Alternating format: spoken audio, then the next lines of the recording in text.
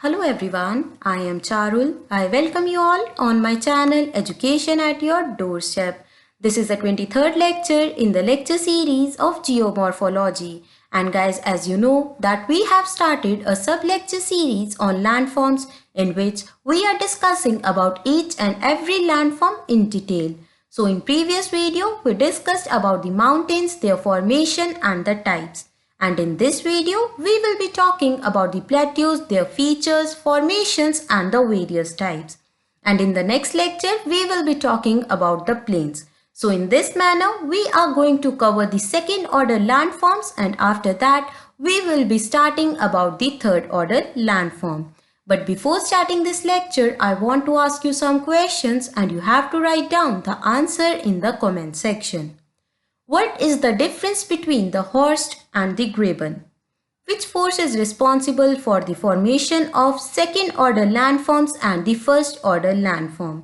And guys, you have to tell me which force is responsible for the formation of block mountain, compressional or the tensional. If you don't know the answer of these questions and you are finding any problem, then please watch my previous videos. The link is given below in the description. And if you have any doubt regarding any lecture, you can follow me on my Telegram channel, that is Education at Your Doorstep. And guys, please subscribe to my channel if you have not subscribed yet. So let's talk about the plateaus. Guys, हमें पता है कि landforms are basically any structure on the earth surface. अभी structure क्या हो सकता है? Elevated land, depressions को बोला जा सकता है, ट्रायंगुलर लैंडफॉर्म को बोला जा सकता है, रेक्टेंगुलर को बोला जा सकता है, एंड ऐसे ही हमने लास्ट लेक्चर में डिस्कस किया था माउंटेन्स के बारे में. तो गाइस, माउंटेन्स में हमने क्या देखा था? Mountains are basically the elevated land and plateaus are also the elevated lands. And हमने गाइस एक चीज देखी थी कि जो भी सेकेंड ऑर्डर लैंडफॉर्म्स होते हैं उनके पीछे एंडोजेनिक फोर्सेस भी रिस्पॉन्सिबल हो सकती हैं एंड एक्सोजेनिक भी.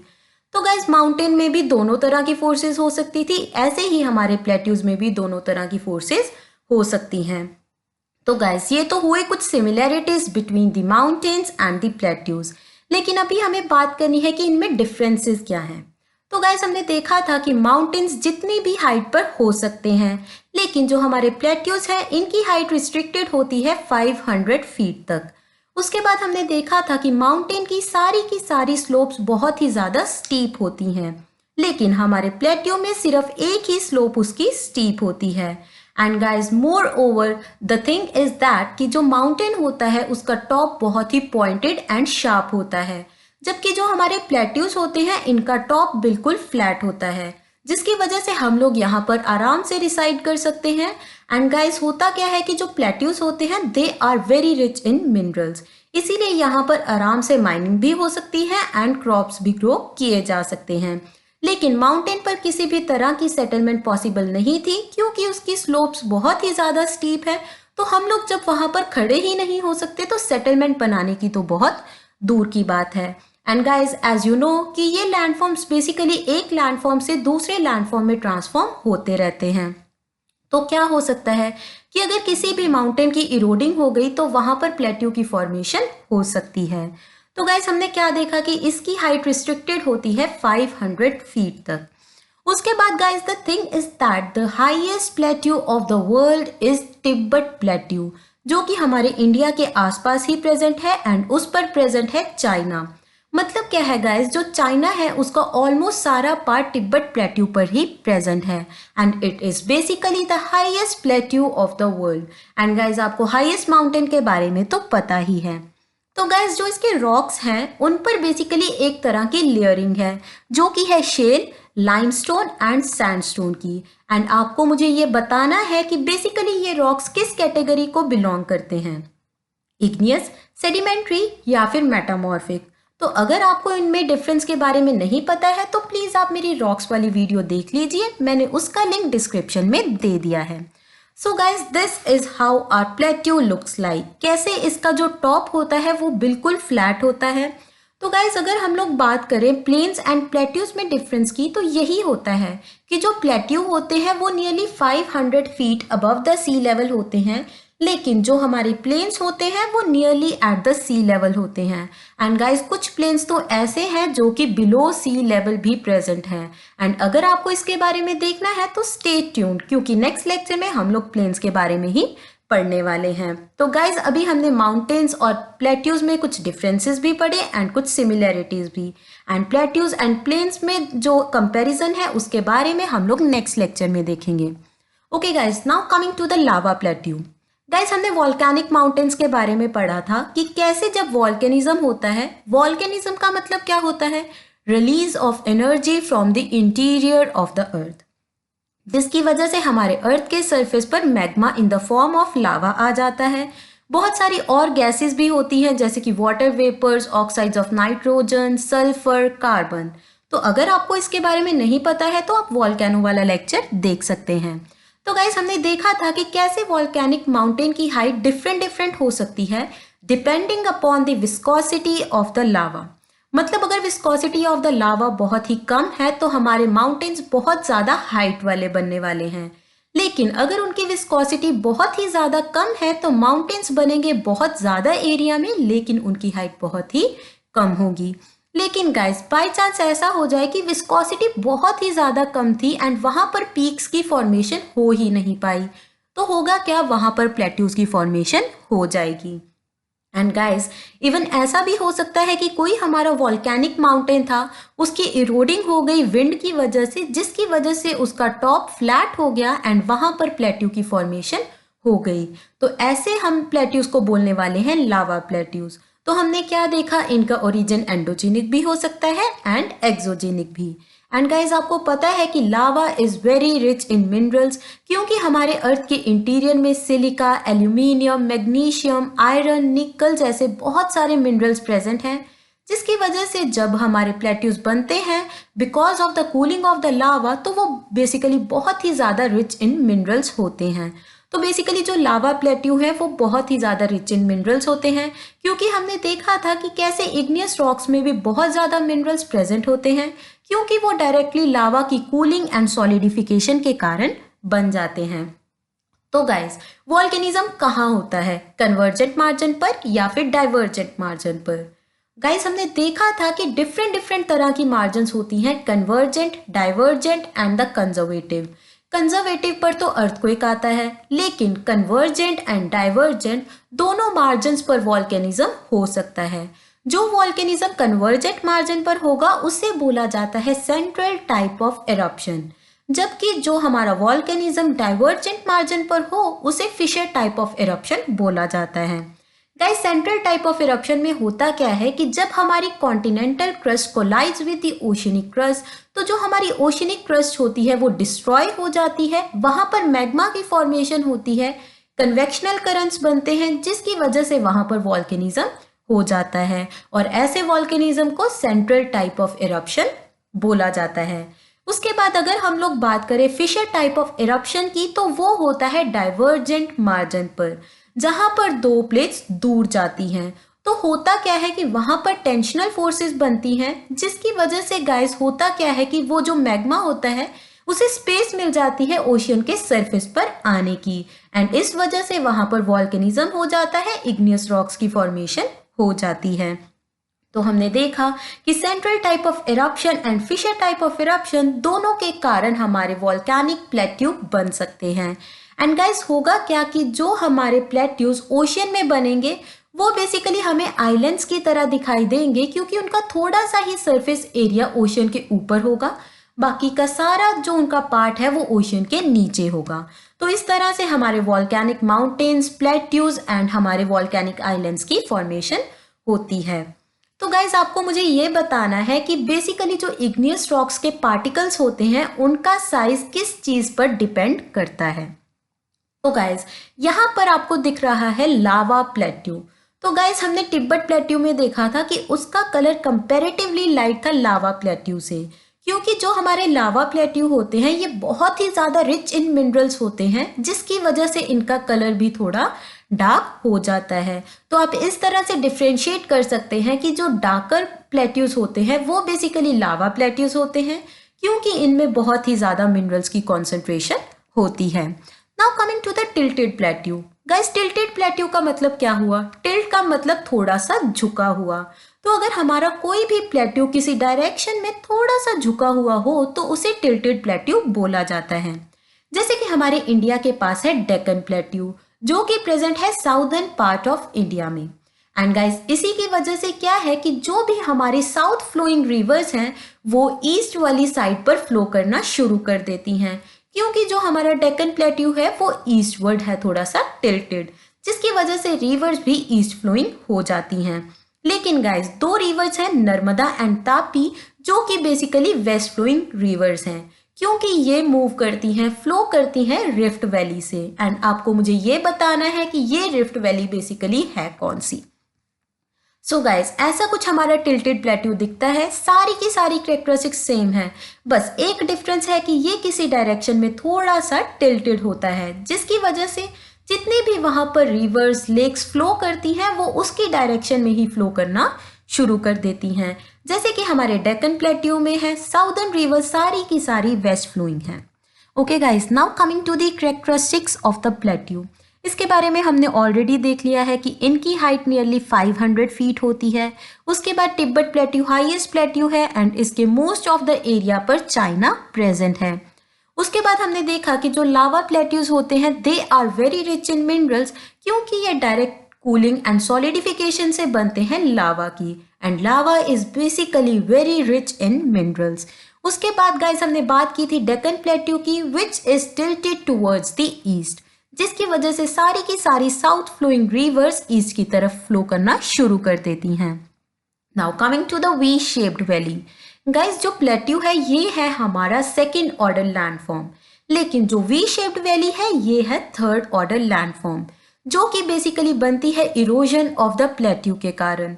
तो गाइस होता क्या है कि जब भी कोई रिवर हमारे प्लेट्यू को कट करती है, मतलब उसकी सॉफ्ट सबस्ट्रेटा इरोड हो जाती है, तो वहां पर डिफरेंट डिफरेंट पार्टलैंड्स की फॉर्मेशन हो जाती है।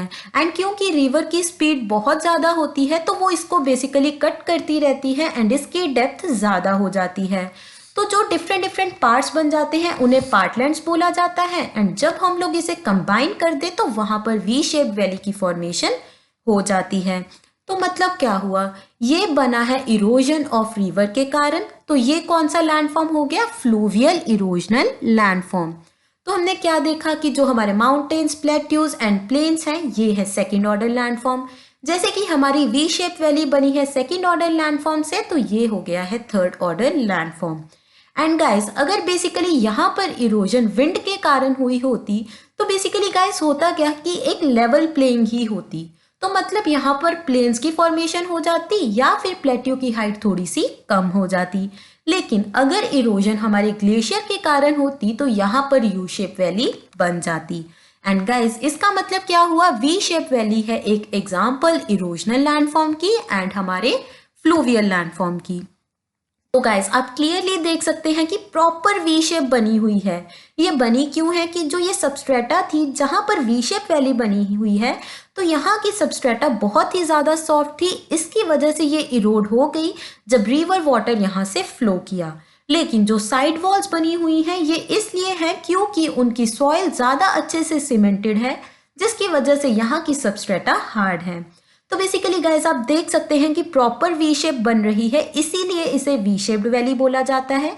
लेकिन अगर इरोजन ग्लेशियर के कारण होती तो यहाँ पर यू शेप की फॉर्मेशन होती एंड उसे हम लोग बोलते हैं U shaped valley. Now coming to the thing कि हमारे इंटर माउंटेन प्लेट्यू क्या होते हैं। गाइस अभी ये तो मुझे आई डोंट थिंक सो कि बताने की ज़रूरत है। इंटर माउंटेन का क्या मतलब हुआ, दो माउंटेन्स के बीच में। अगर कोई भी प्लेट्यू हमारा दो माउंटेन्स के बीच में प्रेजेंट है तो उसे हम लोग बोलेंगे inter mountain plateau. And guys होगा क्या कि इसकी दोनों तरफ माउंटेन होंगे। तो गाइस इस केस में होता क्या है कि जो हमारे माउंटेन्स होते हैं वहां पर भी कभी तो हार्ड सबस्ट्रेटा होती है एंड कुछ माउंटेन्स की सॉफ्ट होती है। तो इसकी वजह से क्या होगा कि जो हार्ड सबस्ट्रेटा वाले माउंटेन्स थे वो तो एज इट इज पड़े रहेंगे, लेकिन जो बीच वाला माउंटेन था उसकी सॉफ्ट सबस्ट्रेटा होने के कारण उसकी इरोजन हो जाएगी। एंड होगा क्या कि वहां पर प्लेट्यू की फॉर्मेशन हो जाएगी एंड इस प्लेट्यू को बोला जाएगा इंटर माउंटेन प्लेट्यू। तो गाइस हमने देखा कि लावा प्लेट्यू बनते हैं एंडोजेनिक फोर्सेस के कारण, कंप्रेशनल भी हो सकती हैं और टेंशनल भी, एंड इवन एक्सोजेनिक भी हो सकती हैं जब हमारे वॉल्केनिक माउंटेन की इरोडिंग के कारण लावा प्लेट्यू बन रहा था।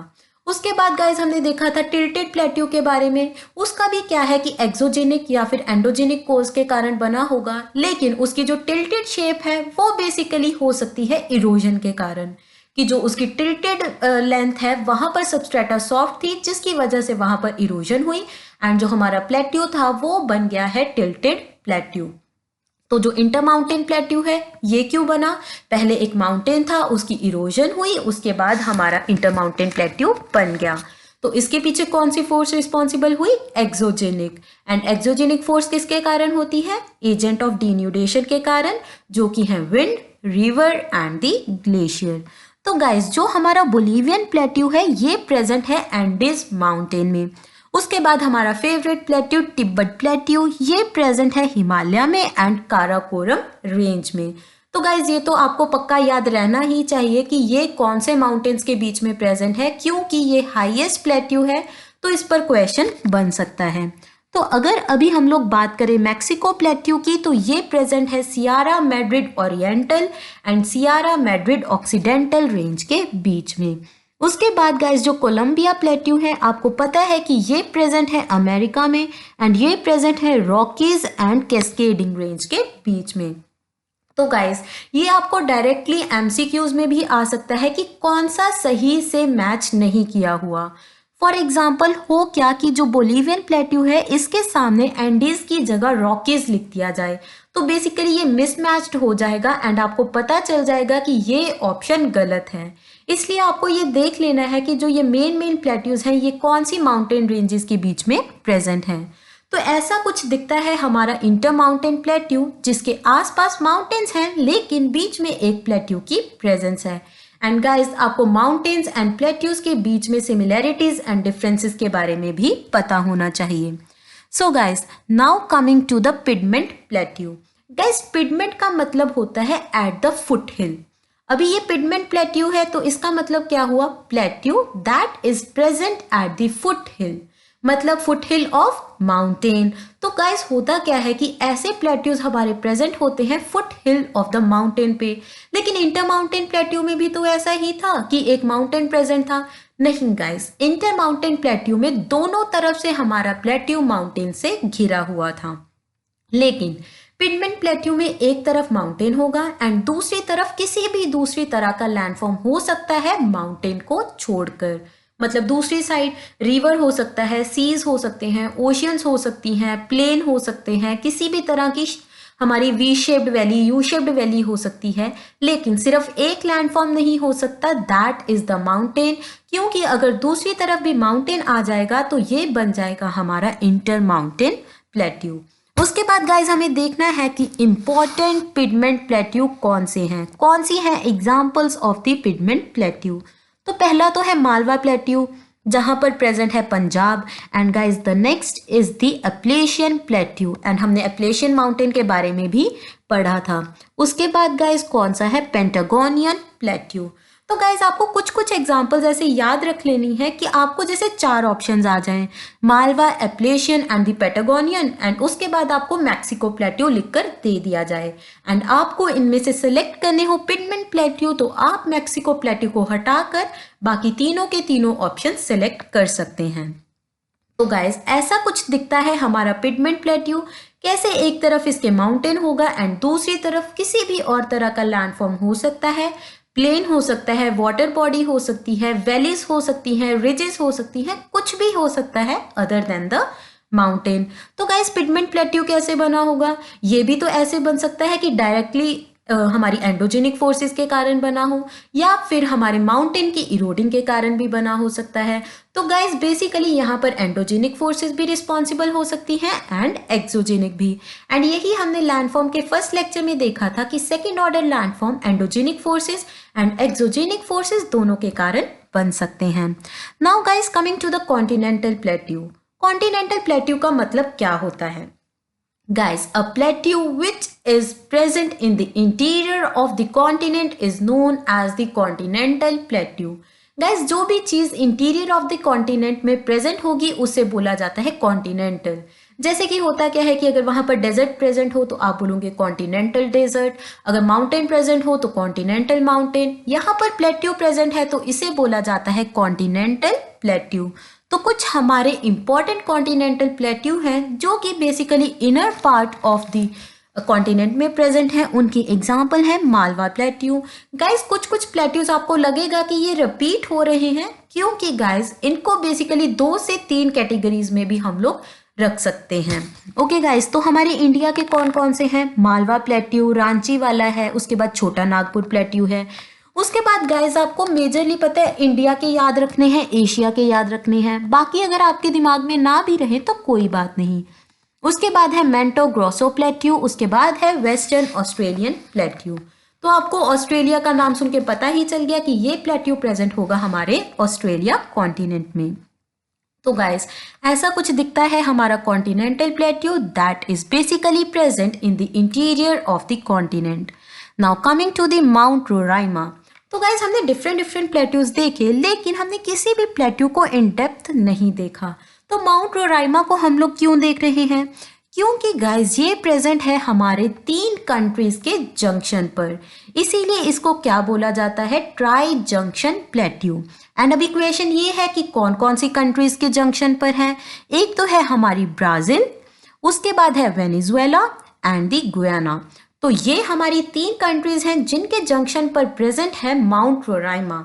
लेकिन गाइस है क्या कि इसकी बहुत बुरी तरह से इरोडिंग हो चुकी है, जिसकी वजह से माउंट रोराइमा की हाइट बहुत ही ज्यादा कम हो गई है जितनी उसकी पहले होती थी। तो हमें याद रखना है कि Mount Roraima is basically the tri junction plateau जो कि प्रेजेंट है Brazil, Guyana and the Venezuela के जंक्शन पर। एंड इसकी इरोडिंग बहुत बुरी तरह से हो चुकी है। Now coming to the dome shaped plateau. Guys dome shape का मतलब होता है कि कभी आपने डंक केक देखा है, उपला देखा है कि कैसे उसकी डोम शेप्ड होती है। तो अगर ऐसी शेप में हमारा कोई भी प्लेट्यू प्रेजेंट हो तो उसे बोला जाता है डोम शेप्ड प्लेट्यू। गाइस हमने इग्नियस रॉक्स वाले लेक्चर में देखा था कि कैसे जो डोम शेप्ड रॉक होता है उसे बोला जाता है बेथोलिथ। तो अगर किसी बेथोलिथ रॉक की फॉर्मेशन हो जाए हमारे अर्थ के क्रस्ट के नीचे, तो वो जो लैंड है वो डोम शेप में आ जाएगी एंड उसे बोला जाएगा डोम शेप्ड प्लेट्यू। तो बेसिकली आपको काउ डंग केक की एग्जांपल दिमाग में रखनी है, क्योंकि उसे ही हम लोग डोम शेप्ड बोलते हैं। एंड आपको एक और चीज याद रखनी है कि इग्नियस रॉक में जो डोम शेप्ड रॉक होता है उसे बेथोलिथ के नाम से जाना जाता है।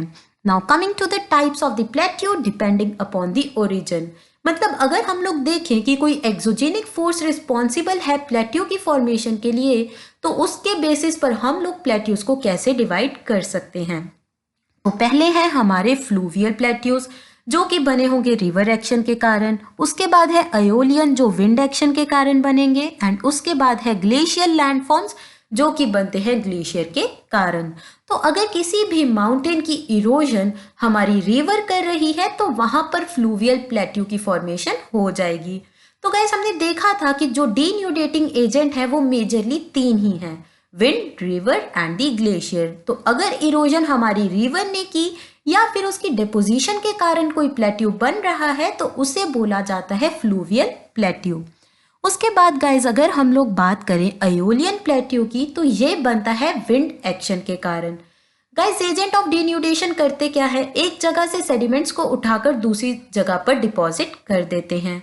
तो अगर इस केस में हमारा कोई भी प्लेट्यू बनता है तो उससे क्या होगा कि अगर उसके पीछे विंड है तो वहां पर अयोलियन प्लेट्यू की फॉर्मेशन हो जाएगी।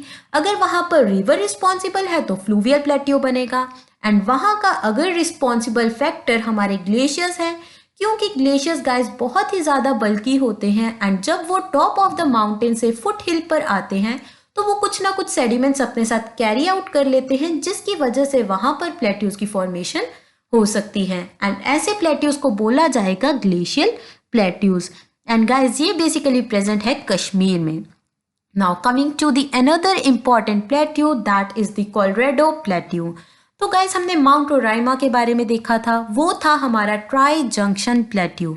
लेकिन जो हमारा कोलोराडो प्लेट्यू है ये बेसिकली प्रेजेंट है 4 कंट्रीज की बाउंड्रीज पर। मतलब जो इसकी स्लोप्स हैं चारों डिफरेंट डिफरेंट कंट्रीज में जा रही हैं। इसीलिए आपको दो प्लेट्यूज याद रखने हैं, mount Roraima and the Colorado plateau.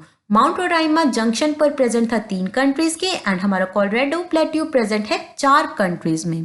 तो बेसिकली कौन कौन सी कंट्रीज हैं? पहले तो है कोलोराडो, क्योंकि इसका नाम कोलोराडो प्लेट्यू है तो आपको कोलोराडो तो आराम से याद हो जाएगा। उसके बाद उसके आसपास है न्यू मैक्सिको, उसके बाद है उटाह एंड उसके बाद है आर्जोमा। तो ये 4 कंट्रीज हैं जिनके जंक्शन पर बेसिकली प्रेजेंट है कोलोराडो प्लेट्यू। तो गाइस हमने प्लेट्यूज के बारे में बहुत डिटेल में डिस्कस कर लिया है एंड मैंने आपको बहुत कुछ बता दिया है। तो आप प्लीज़ एक बार इस वीडियो को रिपीट करके ज़रूर देख लेना ताकि कोई भी पॉइंट मिस ना हो जाए। एंड ऐसे ही हम लोग नेक्स्ट लेक्चर में देखने वाले हैं प्लेन्स के बारे में। So guys stay tuned. If you enjoyed my video then do like, share and subscribe. Thank you.